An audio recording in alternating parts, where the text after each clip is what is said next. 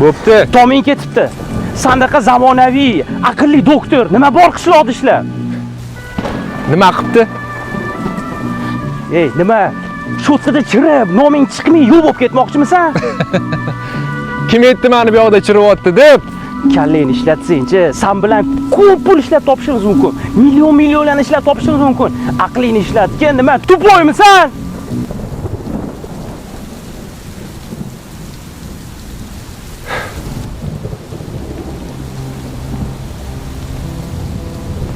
Bu yoqda ham odamlar kasal bo'ladi. Ey, nima qahramon bo'lmoqchimisan? Ey, odamlar, qaranglar, metal taqinglar bunga chaping-chalinglar.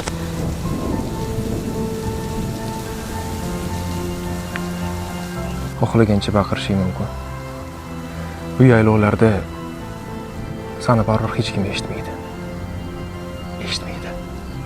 Nima bor unda bu yoqda o'rtoq? Gapir. Nima bor?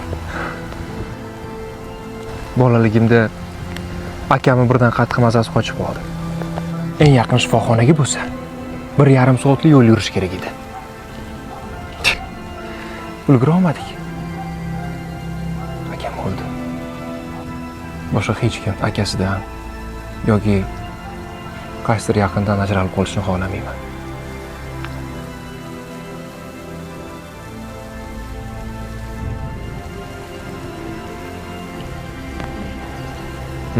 Keyin pul uchun vijdonimni, o'zligimni sotib olish niyatim yo'q.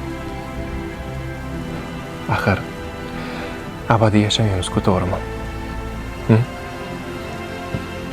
Seni yaxshi ko'raman o'rtoq.